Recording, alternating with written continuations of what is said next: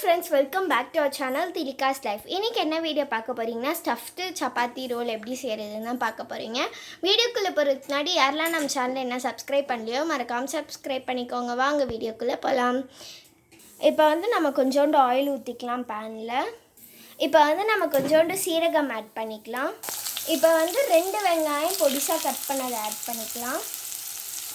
இப்போ இந்த வெங்காயம் லைட்டாக நமக்கு வதங்கணும். வதங்கினோடனே உங்களுக்கு காமிக்கிறேன். நம்ம டொமேட்டோ ஆட் பண்ணிக்கலாம். இப்போ நம்ம 2 மீடியம் சைஸ் ஆஃப் டொமேட்டோ சாப்பாக கட் பண்ணி வச்சுருக்கோம், அதை ஆட் பண்ணிக்கலாம். நம்ம கேரட்டோ கொடமிளகாவும் ஆட் பண்ணிக்கலாம். மீடியம் சைஸ் கொடமிளகா 4 கேரட் ஆட் பண்ணிக்கலாம். இப்போ நம்மளுக்கு கேரட் நல்லா வேகணும், ஸோ அதனால் கொஞ்ச நேரம் வேகட்டும். இப்போ நம்ம உருளைக்கிழங்கை துருவி எடுத்து வச்சுருக்கோம், அதெல்லாம் ஆட் பண்ணிக்கலாம். இதை நல்லா மிக்ஸ் பண்ணி எடுத்துக்கலாம். இப்போ தேவையான அளவு சால்ட் ஆட் பண்ணிக்கலாம். 1/2 டீஸ்பூன் நம்ம டர்மரிக் ஆட் பண்ணிக்கலாம். இப்போ நம்ம கொஞ்சோண்டு சில்லி பவுடர் ஆட் பண்ணிக்கலாம்.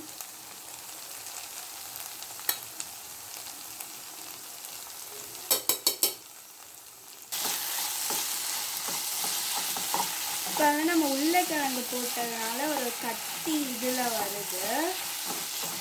ஸோ இதே இருந்தால் தான் இப்போ நம்ம 2 மினிட்ஸ் கழிச்சு பார்க்கலாம். நம்ம வெஜிடபிள்ஸ் நம்மளுக்கு வேகலைனாலும் பரவாயில்ல, ஸ்டஃப் நல்லா மொறுமொறுன்னு இருந்தாலே நல்லா தான் இருக்கும். ஸோ இப்போ கேஸ் ஆஃப் பண்ணிக்கலாம். இப்போ நம்ம ஸ்டஃப் பண்ண ஸ்டார்ட் பண்ணலாம். இப்போ கொஞ்சோண்டு டொமேட்டோ சாஸ் ஆட் பண்ணிக்கோங்க கீழே பேஸ்க்கு.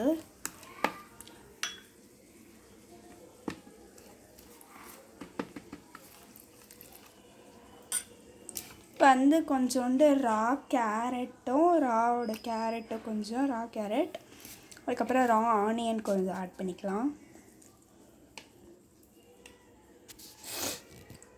இப்போ நம்ம ஸ்டஃப் ஆட் பண்ணிக்கலாம். நம்ம ஸ்டஃப் ஆட் பண்ணிக்கலாம். நிறையவே வச்சுக்கோங்க, அப்போ தான் நல்லாயிருக்கும்.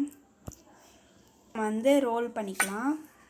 ஸோ அப்போ நம்ம சூப்பராக சப்பாத்தி ரோல் ஸ்டஃப் ரெடி பண்ணிட்டோம்.